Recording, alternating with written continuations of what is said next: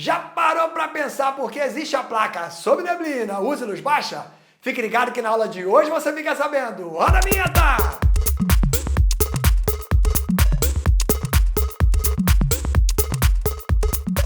Salve, salve galerinha! Realiza a cena! Temos um frasquinho com água e colocamos uma pitadinha de NaCl. Esse sal se dissolve bem e você não enxerga mais ele. Fica um único aspecto, uma única fase que você chamará de mistura homogênea, apelidada de soluções. Mas por que você não enxerga o sal ali dentro, a olho nu? Não enxerga porque essas partículas são muito pequenininhas, partículas menores que 1 nanômetro. Esse nano quer dizer 10 a menos 9. Então, partículas menores que 10 a menos 9 metros, 1 nanômetro, são partículas invisíveis a olho nu. Mas e se eu utilizasse partículas maiores? Como, por exemplo, a areia. Quando você coloca areia num copo, num primeiro momento, aquela solução ficaria uma solução turva, aquele frasco ficaria turvo. Aí, com o passar do tempo, essa areia seria depositada no fundo e você enxergaria duas fases. A fase líquida, a fase da água, e a fase sólida, a fase da areia. Repara que você conseguiu enxergar a olho nu a areia, por um simples motivo. Essas partículas são partículas grandes, partículas maiores que 1000 nanômetros. Então, partículas menores que 1 nanômetro você não enxerga, partículas maiores que 1000 nanômetros você já passa a enxergar. Mas espera aí, e se elas tiverem tamanho entre 1 e 1000 nanômetros? O que irá acontecer? O que irá acontecer é que você formará o que chamamos de coloide. Você culote? Não, coloide é aquilo que tem do lado das pessoas. Falei coloide. Se liga na comparação. Solução, coloide. Numa solução, ela é feita, na verdade, de soluto e solvente. E um coloide, hein?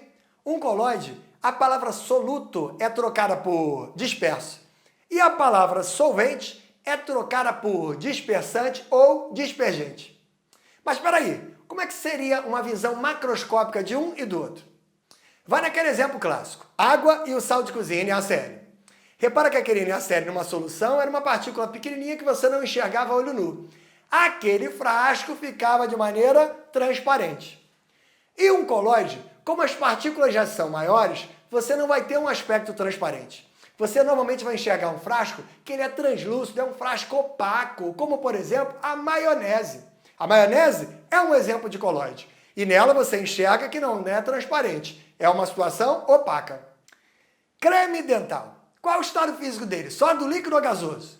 Na verdade, nenhum dos três. Pois o creme dental não é uma solução, o creme dental é um coloide, então ganha um nome especial. O nome do estado físico dele é estado sol. Ah, mas espera aí, o que o creme dental é? O creme dental é de verdade feito de um disperso, que seria o soluto de uma solução, no seu estado sólido. E o dispersante, que seria o solvente de uma solução, líquido. Ah, e você sabe que o solvente é a substância presente em maior quantidade. Normalmente é ele quem determina o estado físico da solução. Nesse caso, o dispergente é em maior quantidade. Como no creme dental ele é líquido, ele puxa o estado físico daquele conjunto mais para perto de um líquido. Mas ainda assim, por as partículas serem relativamente grandes, ele dá uma certa solidez àquele material. Esse é o creme dental, estado físico dele, sol, e ele é um coloide. Vamos agora a outro exemplo, estado gel. Esse é mais fácil você reconhecer, várias substâncias que o nome dá a ideia do estado.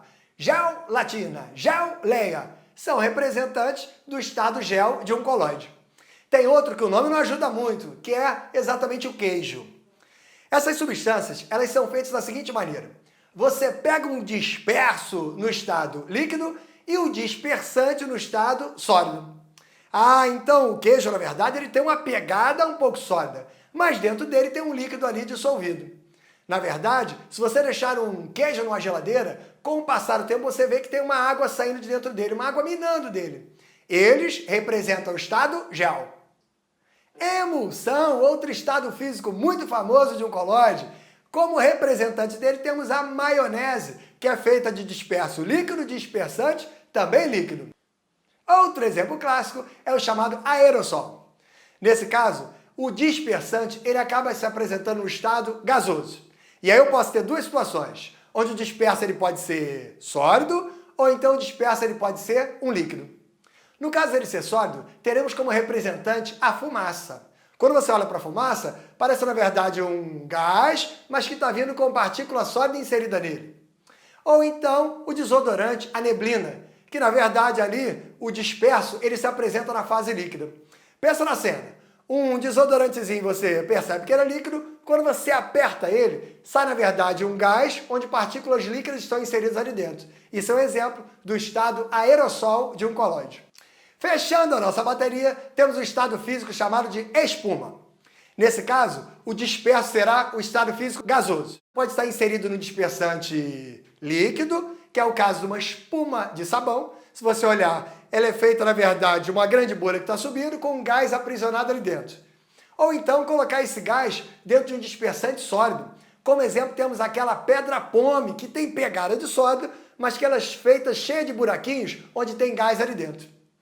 Para que possa ficar ainda melhor, dá uma olhada final na tabelinha que a gente construiu para você. Look na tela! Resumão da gente. Solução ela é sólida, líquida ou gasosa e um colóide. Temos vários estados: sol, gel, emulsão, aerossol, espuma e várias substâncias que você conhece do dia a dia que pertencem a esses estados físicos. Mas espera aí, e aquela história da placa? Sob neblina, use luz baixa. Na verdade, é a seguinte situação. A neblina, a gente acabou de ver que na verdade é um colóide, então é feita de partículas relativamente grandes. Se você joga o farol alto nessas partículas, a luz vai bater nelas e vai se espalhar todinha, prejudicando ainda mais a visibilidade. O nome desse espalhamento da luz causado por essas partículas de um colóide ganha um nome importante, chamado de efeito Tyndall. Então o grande lance é o seguinte: está dentro de uma neblina? Reduz a velocidade, aumente a tensão e acione não o farol alto, e sim os faróis de neblina, que são faróis que não apontam para a neblina e sim para baixo. Dessa maneira você não tem o espalhamento da luz e consegue tocar até um lugar seguro. Vale a pena ainda você se ligar que dentro de um colóide as partículas nunca ficam paradas. Elas ficam em movimento de zigue-zague o tempo todo, movimento que a gente chama de browniano. Agora sim você está esperto com o assunto colóide. Bata no peito e grita assim: eu sou o Química Nota 10, fique ligado, até a próxima aí, valeu!